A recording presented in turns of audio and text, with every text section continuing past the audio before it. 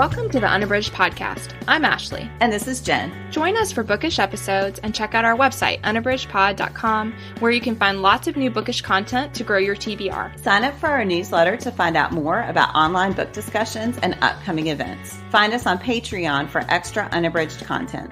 Join us on Instagram and Facebook at unabridgedpod and message us there or see our website to get plugged into the Unabridged community. You want opinions about books? We've got them. Hi, and welcome to Unabridged. This is episode 260. Today we are discussing Trang Thanh Tran's She is a Haunting, which is our October 2023 book club. Before we get started today, we just wanted to remind you that we are still doing Patreon every month. And so if you are looking for extra unabridged content and you'd like to support us for as little as $5 a month, you can get a bonus episode every month, as well as some other things that come and go, depending on what else we add. So check it out over at patreon.com, unabridgedpod. Or you can go to our website, unabridgedpod.com, and then there's a link to Patreon. So either way, and we appreciate your support so much. Before we get into the book club today, we wanted to share our bookish check-in. Jen, what is something you're reading? So I have just started Rebecca Ross's Divine Rivals. I'm doing this one as a buddy read. It is available on Kindle Unlimited, which I think for those of us who have that, it's always good to know. And this is... So there's this new merging of genres that has been coined as romantasy, and this is romantasy. I kind of hate it, but I also feel like it means that you know exactly what genre it falls into. So this, like Fourth Wing and a lot of other really popular books that are out right now, is romantasy, which is a blending of romance and fantasy. And it's a sort of enemies to lovers trope in the romance realm. The fantasy realm, I think, is really intriguing. So the premise here is that this is a world, it's sort of like early 1900s, though that is not firmly established, but it feels like early 1900s. And the gods have been sleeping for hundreds of years. They awaken and they start a war with each other. These are not gods that we know, but the ones who are feuding are sort of similar to Hades and Persephone. And the main female character, Winnow, Iris Winnow, is missing her brother. He was called to war by the female goddess who sang to him, and so he has to go. And after that, her mom sort of falls apart, so she has to drop out of school and go to work as a reporter. She's vying to be a columnist, and at the newspaper, her main competition is a guy named Roman Kit. And this is the enemies to lovers part. And they are vying for this position as a columnist. They kind of hate each other, but of course, you know, there's an attraction, as often happens in enemies to lovers.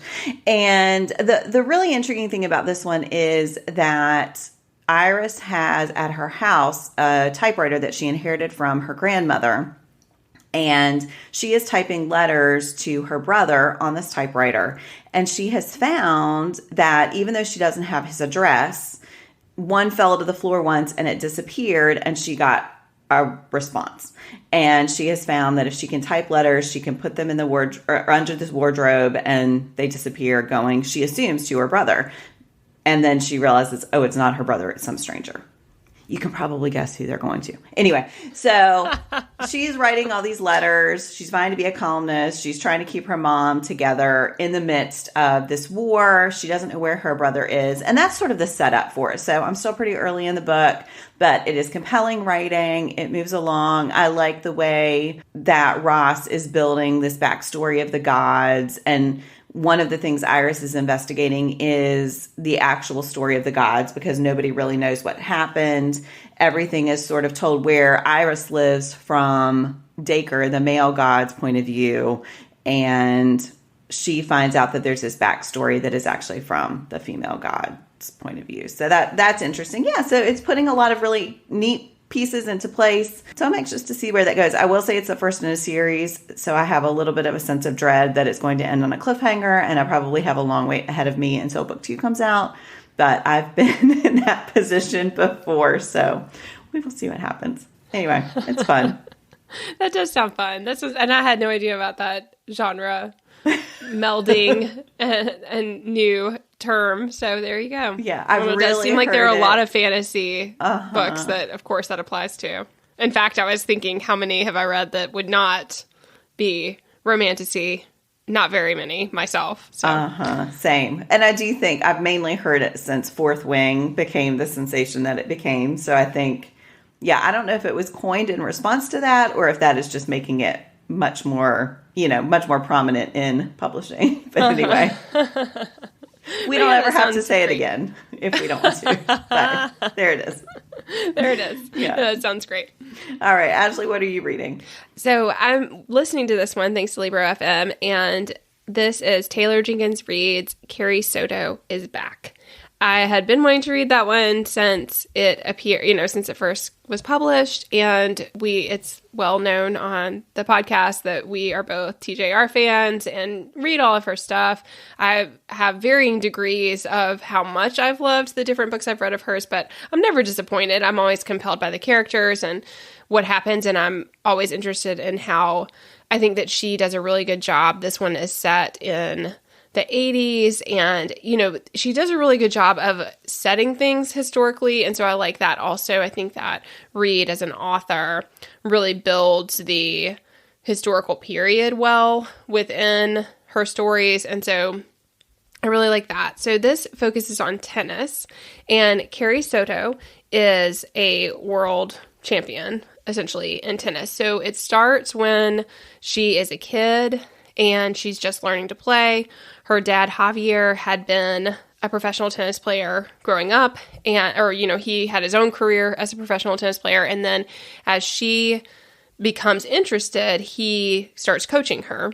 It becomes, by the time she's a teenager, she's traveling those circuits and she's competing and she is winning lots of titles.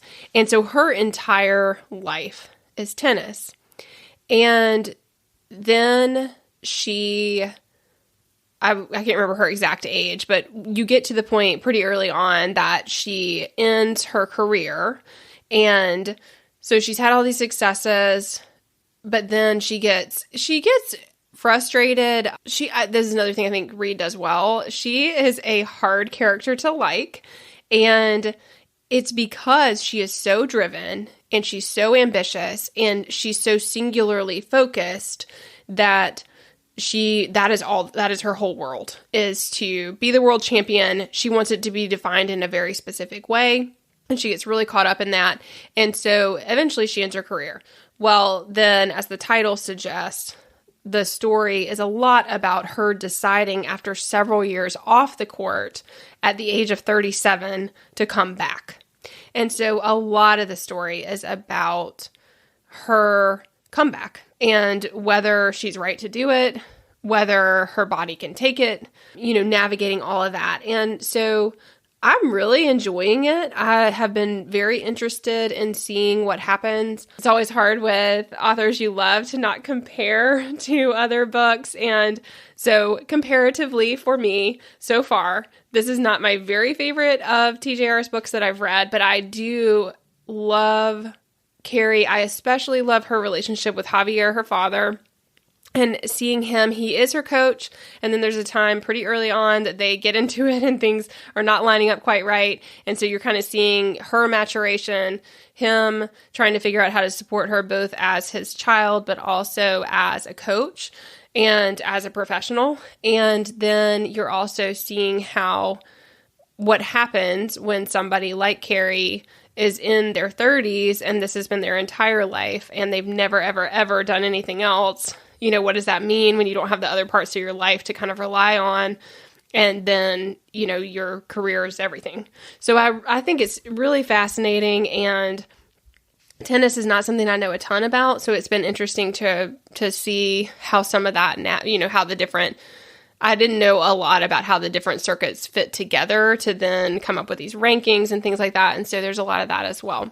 So again, that's Taylor Jenkins Reid's Carrie Soto is Back, and I am enjoying it so far. Yeah, I really enjoyed that one. I like the way Reid sort of builds in little Easter egg connections to some of her other books. So I thought that was fun with this one. And I like that too. I like tennis is one of the few sports that I like watching, and so I enjoyed that part of it. I do know back when this was published, there was some controversy about Reed writing from the perspective of a Latina protagonist. Yeah, I wondered about that. So I was going to research and see because there's a lot of inclusion of Spanish as an integral part of the relationship between Carrie and Javier, and just the blending of languages and how, again, I mean, all of it reads in an authentic way, but I did think that perhaps she is not speaking from her own perspective. And so, yes, I wondered about that, but I had not researched it. But I was thinking this has got to be problematic because it's hard to speak from a perspective that is not your own. Right. In that kind of way. So. Yeah. And I'm not sure if Reed herself ever addressed it. I researched more to see if other people were talking about it. And they were. But yeah, I should look and see if Reed addressed it herself. Anyway, but as always, I think, the plot's compelling. The writing is strong. Complex characters. I appreciate. So, yeah, absolutely. And that's what, I mean, for me, Evelyn Hugo is probably my gold standard and the one that I always compare to. And I think I see some similar traits here of extremely ambitious, very driven, very narrowly focused on whatever it takes to succeed. And I think we just don't see women characters very often that are doing that. And I really appreciate it. And again, even, I think that the discomfort or even dislike that sometimes the reader experiences is all part of seeing a woman character who is determined to be the very best at whatever thing it is and what that looks like. Yeah. I agree. The complexity of her characters is always admirable, even if there are questions, about who is writing which stories. So, yeah. Yes, right. Yeah. But I'm glad you mentioned that, Jen, because I do think that that's relevant with this particular text and that considering that as we read it. Well, today we are going to, so for October, we do not always choose something in the spooky or horror arena, but we often do because we know that a lot of us enjoy mood reading in seasonal reading. And so, we often do that. So last year we read, and both of us absolutely loved, Tiffany D. Jackson's The Weight of Blood. If you are looking for seasonal reads and have not read that one yet, highly, highly, highly recommend. It was a great discussion. We thought it was a phenomenal book. And it is one I don't read in this genre very often. So I don't know if I would have read it because I don't gravitate toward the genre, but oh my gosh, you will not be disappointed. Today we're discussing Trang Thanh Tran's She's a Haunting. This is a debut. Before we dive into our discussion, I am going to share the synopsis from the publisher. When Jade Nguyen arrives in Vietnam for a visit with her estranged father, she has one goal: survive 5 weeks pretending to be a happy family in the French colonial house Ba is restoring. She's always lied to fit in, so if she's straight enough, Vietnamese enough, American enough, she can get out with the college money he promised. But the house has other plans. Night after night, Jade wakes up paralyzed. The walls exude a thrumming sound while bugs leave their legs and feelers in places they don't belong. She finds curious traces of her ancestors in the gardens they once tended. And at night, Jade can't ignore the ghost of the beautiful bride who leaves cryptic warnings. Don't eat. Neither Ba nor her sweet sister Lily believe that there's anything strange happening. With help from a delinquent girl, Jade will prove this house, the home they've always wanted, will not rest until it destroys them. Maybe this time she can keep her family together. As she roots out the house's rot, she must also face the truth of who she is and who she must become to save them all. Jen, what was your overall impression? I would say I have some mixed feelings about this one. I loved the ideas that Tran is confronting here. So there's a discussion of colonialism. There is a discussion of Jade's feelings of not belonging when she goes to Vietnam, since she has been raised in America and her dad is dealing with some of the same feelings. There is a great discussion of, so Jade is bisexual, but she has not revealed that truth to anyone. She is closeted because when she was young, she had an experience with her father that made her feel as if she did not have that option. There are so many really fascinating threads to examine in this book. And I was using book darts on this one, and when I was looking back through to prepare for our discussion, there were a million quotations that I was like, oh my goodness, yeah, this is another really interesting point. This is an interesting point. So I loved all of that.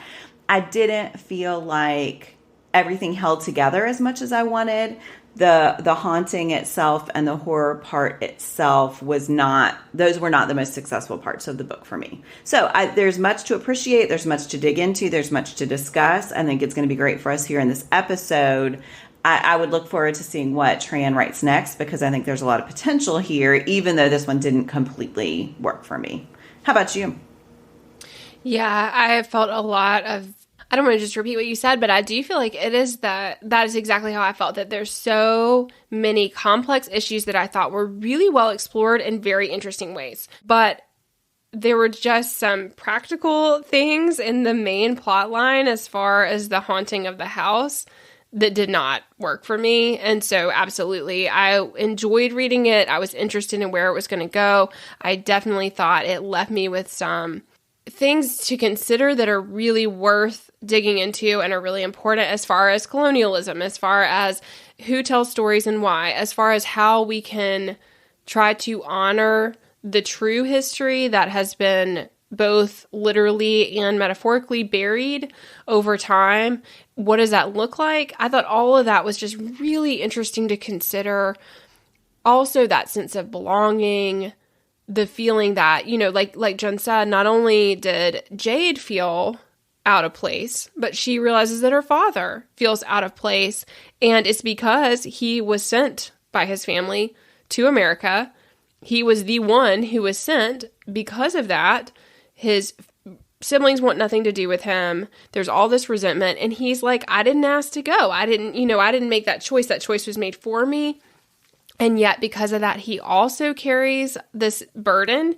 And a lot of the choices he makes in the book have to do with the baggage that he carries, a lot of which is about cultural belonging and what that looks like, and guilt and shame, and how all those things can fit together to impact a person. So I thought all of that was really interesting. I also thought all the exploration of sexuality and how do we define ourselves? Do we have to define ourselves? Why, how do we explain? Do we have to explain? What are the costs of not explaining to people that you love? So I thought all of that was really interesting as well. So there was a lot there. And then also like the financial side of things. I mean, there also was a lot of exploration of like how high the stakes are for people when you're looking at things like college, which are prohibitively expensive for so many people, and how far will you go to try to work that out in a way that will keep you from being in debt for potentially the rest of your life. So, I felt like all of that was so interesting and all of that worked well for me, but the logistics of the haunting itself, I had a hard time not picking apart. So then I just had to be like, okay, that's okay that, I don't have to like dig into every detail of that part of it, because I think there were so many things that were just absolutely fascinating going on in the book. Agree completely. Yeah, I really like that you hit on that financial element, because I thought that was something, we'll do favorite quotes later, but I did think there was a quote, just because you feel lucky to be alive and fed doesn't mean you can't be angry. And I think we see Jade struggling throughout the book with her gratitude, because she does know what her parents, particularly her mother, have been through in order just to keep their small household going. And yet, Jade wants more, and she wants her mother not to have to suffer. But she's still suffering Jade herself is still suffering in a lot of ways and has a lot of anger, even though she is so appreciative of the sacrifices her mom has made and of the fact that her mother made her way to America to find a better life for herself and her family. And yeah, I think that was really fascinating and something you don't often see discussed in books, in YA books. So I thought that was great. Yeah, absolutely. And I think just the logistics of, she kept thinking about her mom and how many more hours she would have to work in order to make the tiniest dent in the amount that they would need. I mean, so I felt like all of that, just really digging into if you're paid in that situation, I mean, how hard it is to get out of that if you are at an income level like her mom, who is like busting her rear end every single day to get by. And the only thing she can do is continue to increase hours. And there's only so many hours in the day. And so how, what does that look like? And then that Jade, again, I did think that helped with the plausibility of some of the other things, that like, how far will she go to try to prevent her mom, who she adores, from being in an even worse situation? Yeah.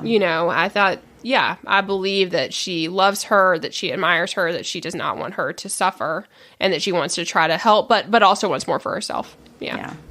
So, Jen, what was something specific that worked for you? I think that my favorite part of the book was that discussion of colonialism. And I think it really felt like it was in conversation with Michael Bennett's Better the Blood, which we read last season. But yeah, I kept thinking of moments in that book that paralleled this one. But I just thought, from the beginning, it's not a shock to Jade that has been a part of Vietnam's heritage. And the fact when Florence, her friend and, soon to be friend and love interest, talks about the names for the rooms, and she's picked all these French names, and that the house was built and occupied by people who had colonized the region. When they are meeting with Alma and Thomas, and you find out about Alma's PhD. And Thomas I have another quote here, "The weather's fantastic up here. It's no wonder why the French made this their resort home. It's a dream like Europe." And you just have these moments where Jade is just rolling her eyes at the ignorance of these people. She's also enraged by it. I thought that was really great. And then as through the haunting, she is exploring her own family's heritage, and she's finding these pictures of horrific murders with, soldiers and men standing triumphant over these bodies. And that is one of the things that she's really interested in confronting as she's building this website for the house. I just thought all of that was really successful. I thought it asked great questions about why that continues to be celebrated and why that is something glamorous that people might be drawn to, and how standing on that ground is just continuing to perpetuate this view of a country that has its own rich history outside of what the colonizers brought to it. I think that was probably my favorite thread running through the novel, my favorite part of it. Yeah.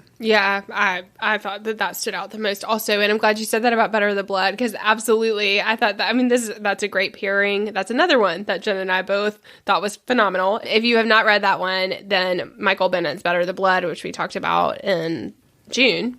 Yeah. That is another great read that would be a good mood read if you're looking for seasonal reads, but for sure about it's just exploration of the impact of history, the impact of colonization. And I thought, especially the pictures, there's some very specific parallels there to looking at atrocities that have happened and what to do about those. Mm-hmm. Yeah. What was one thing that really worked for you, Ashley? Yeah, I agree with you, Jen, that I think if I were to look at the whole book, I would say that the exploration of colonialism within Vietnam is the thing that I think is most notable, stood out to me the most. But the other area that I thought was really, really well done, I touched on a little bit earlier, which is about identity. Mm-hmm. And I think that Tran explores Jade's identity in a really meaningful way that is complicated and does not suggest easy answers. And that's true for her bisexuality. It's also true for her as a Vietnamese American. So I think we just really see her struggling with that. I think that we see her anger in so many ways. And part of her anger is in response to this feeling that she can't just be, and that she wants to just be who she is. And yet, in every direction she turns, she can't just be herself and be at peace with that. And I think that is just really well done, because it is complicated. There are not simple answers. There's not simple answers for teenagers who are trying to figure things out for themselves, but also trying to figure out how to navigate relationships with everyone that they love. and worried about what the stakes are going to be for that. And so I really liked that. I thought all of that was really interesting, thoughtful, and again, did not suggest that there were simple answers there. Mm-hmm. Yeah, I really liked, at one point there's a quote about labels serving as armor. And I thought that was interesting, the way Jade used, she's both fighting against the labels, but also using them as a way to hide who she really is, because she's afraid of revealing that truth and afraid of how her family and friends will react. And she does, even her relationship with Hallie, which I wish we'd seen a little bit more of, but her best friend from home was ruined because she is trying to make a label fit that does not fit. And yeah, I just thought that was really another really strong facet of the book. I agree completely. Yeah, it's great. Well, we wanted to share quotes that worked for us, and then we'll get into our pairings. Jen, what is a quote that you wanted to highlight? I've cheated a little already and given some. I'm glad you pointed those out. I think that, again, that was a nice thing in the book, was just that there were a lot of quotable moments that highlighted these core issues. I think I want to explore one other element we haven't talked about, and this is happening early in the book when Jade is talking with Florence about all of these ghost stories and urban myths from the area. And Florence is detailing all of these stories that she's heard, and they're all about girls. And so Jade says, leaning against Stone, I ask, are they always girls? Always, in movies, shows, and based on true event stories, the ghost is a girl or woman whose virginity or lack thereof is a moral lesson and whose mental state has grown fragile. Sometimes the fight is not only for her own life, but also for her born or unborn children. She torments the next female in line. Seems like it, huh? Florence says, even dead, we're the scariest thing. And I thought that was so smart because, of course, number one, that is true. And then I think you see through these two different women, Marion and Cam, who are at the center of the haunting, the way women are another victim of history who then turns their rage and violence against others. Jade shows that doesn't have to be true, but it takes her a while to work through that. So I enjoyed that as well. Just that an additional exploration of history and the way those roots bear fruit that then damages the present until you work through it. So I really love that. Yeah, I thought that stood out also in that whole scene where Jade is possessed and winds up running in the road and then causing the accident. Yes. Just perpetuates exactly what you were saying, Jen. That's, she's like, oh, now I'm an urban legend, And, I mean, that would be a pretty legendary situation to happen. So there's also, sometimes that layering. I was like, okay, but, you were possessed by a ghost and also you ran out in the road. And, this thing happened. You have no memory of it. That is a legendary situation. But also, it goes back to exactly what you were saying, Jen, that, again, it's continuing that cycle of women and girls being at the center of something they have no control over, and then having these ramifications that are really substantial.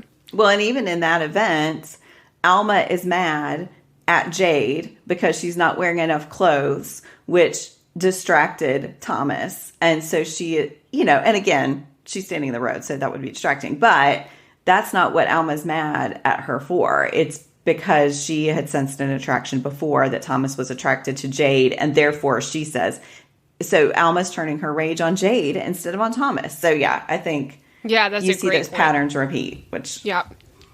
What's a quote that stood out to you?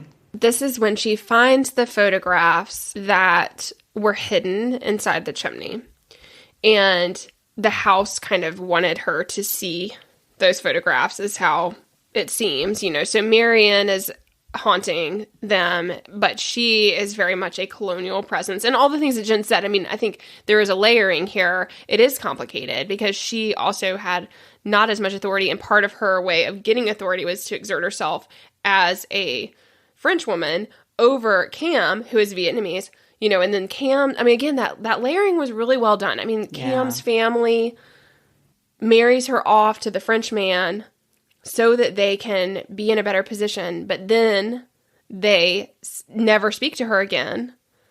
because she has married into this horrible colonized situation.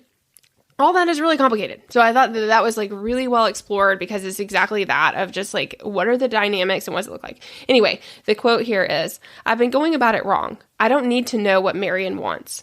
Racists don't need reasons to be racist. She lived to be seen. There are so many others waiting to be heard, overlooked and forgotten and written in the margins. My family won't be free if I play by the rules set by others, allowing the pattern to repeat, relentless and hungry. And I just think that that reflects a lot of what, Jen, you already said about how so much of this, the center of the story is about colonialism and how atrocious it is, how it impacts people, how it continues for generations.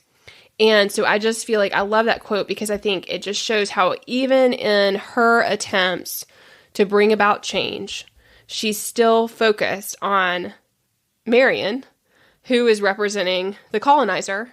And then it's this shift in her mind to be like, oh, I've got to tell the stories of my family. I've got to tell the stories of the people who were here, who have been here from the beginning. That's the stories that need to be told.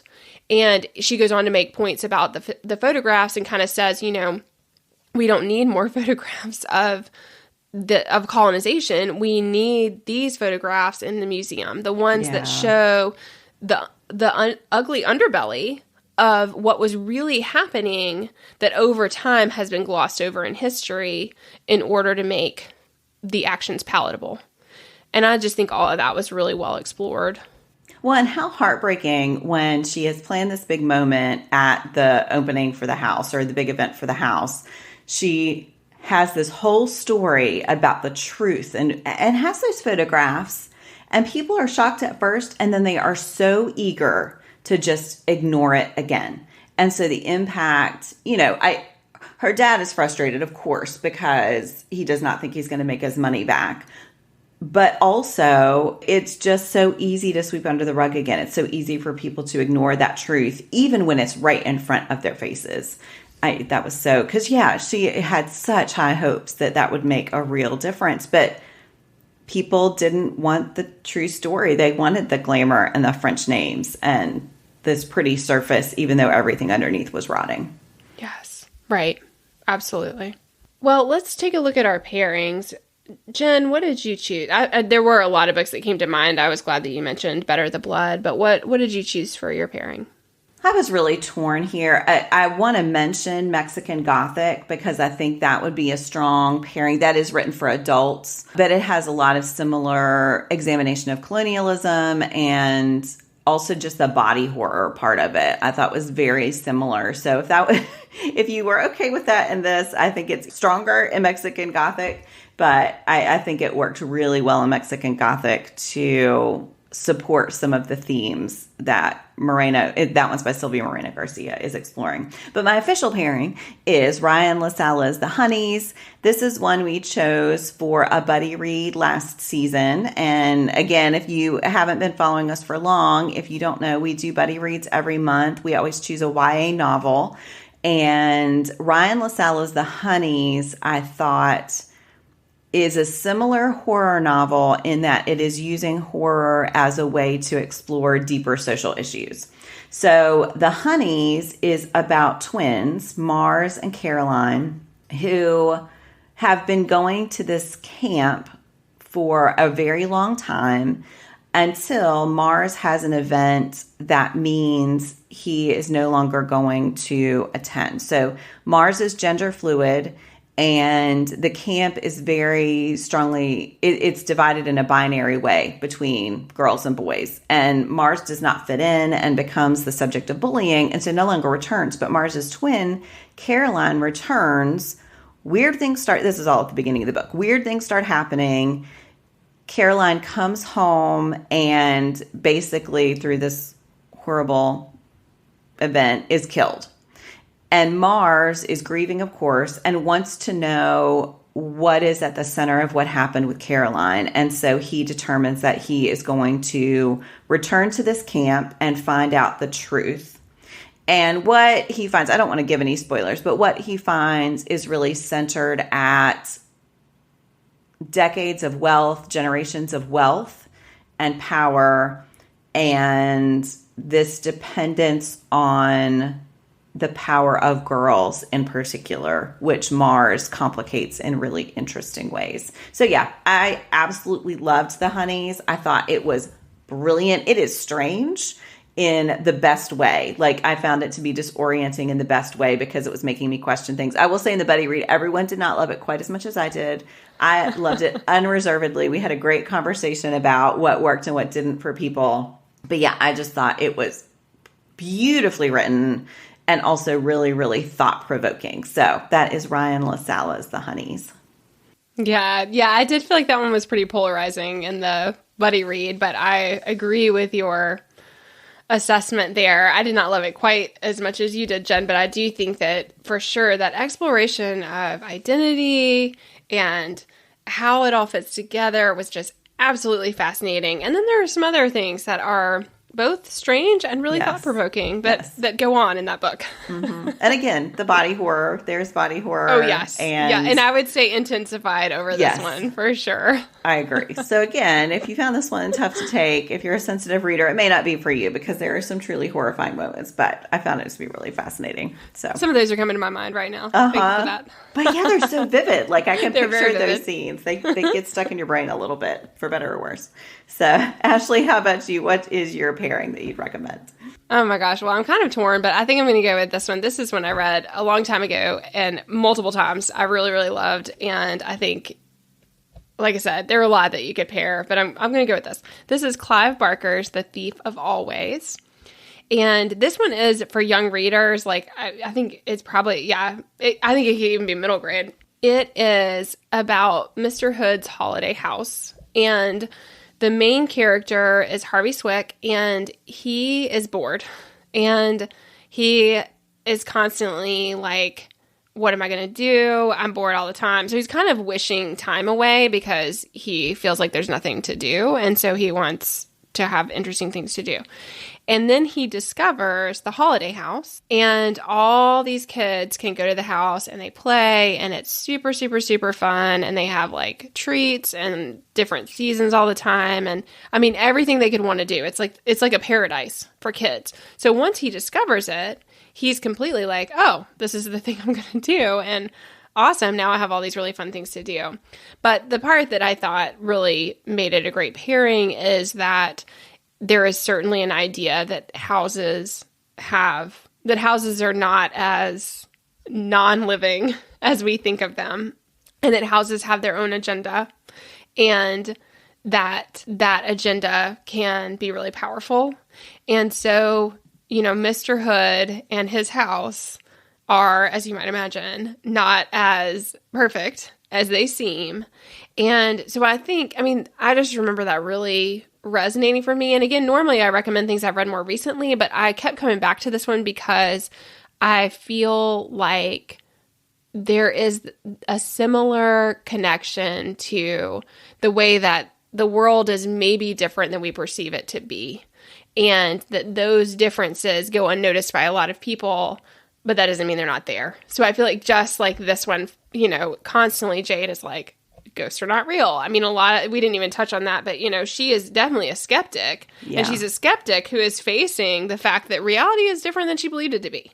And there's not a whole lot she can do about, that it is what it is. But there's definitely like a questioning of the narrator, a questioning, with Jade, like, I think there's a lot of like, is she really seeing what is real here? Like, there's some unreliability in the story. And so I just felt like there were a lot of similarities in that way. So, and I like I said, I read it more than once because I really loved it. So I just wanted to recommend that one as another great spooky read that has some really thought-provoking things about how we use our time and what we value. And, I thought that is interesting. So that's Clive Barker's The Thief of Always. Oh, that sounds great. I've only read a couple of Barker's books, and I really like them. I don't know why I haven't read more. I think I read only adult books, though. I don't think I dived into his younger. I know. Well, this is the only one I remember reading. I've only read a few of his also, and this is the only one I remember reading that would be considered middle grade or young adult. And I don't know that he has very many. I'm not sure. I would have to look and see. Yeah. But same. The other ones I read were adult, but this one definitely leaves some interesting things for the reader. So that sounds great. Well, we wanted to give our bookish hearts. Jen, how many bookish hearts? I think I'm going to do 4 for this one. There are a lot of strengths, but because of those few things that held me back, I don't think I can go with 5. How about you? Yep, same, 4. And I mean, again, the parts, I mean, it was fascinating to discuss it with you. There's tons to dig into. Yes. So, and I do think that these kinds of stories that have to do with the hauntings and stuff, the plot, sometimes I think that's hard to work through as an author because you want to keep them in the space. Right. Because that is where the story is taking place. But then it's hard because as the reader, I'm kind of like, okay, now's probably a good time to abandon the cause. Like, yes. And I feel like I hit that point a lot of times. Yes. It's like, time to leave. Absolutely. Yeah. Well, we wanted to end our episode with our flashback. This time we're looking at 5 years ago this month, which was October 2018. Jen, what's your flashback for that? I'm going to focus on the personal here. So October, I feel like all the fall things, all the Halloween things. So I went back to my Google Photos and found my kids were in full-on Marvel mode with their costumes. I had lots of pictures of them reading for some reason, which was fun. So they were reading Diary of a Wimpy Kid and Bad Guys, both series, and then Rick Riordan's Magnus Chase, one of those books. I can't remember which one. We had gone to Busch Gardens for their fall. They redo everything for Halloween. So we went there.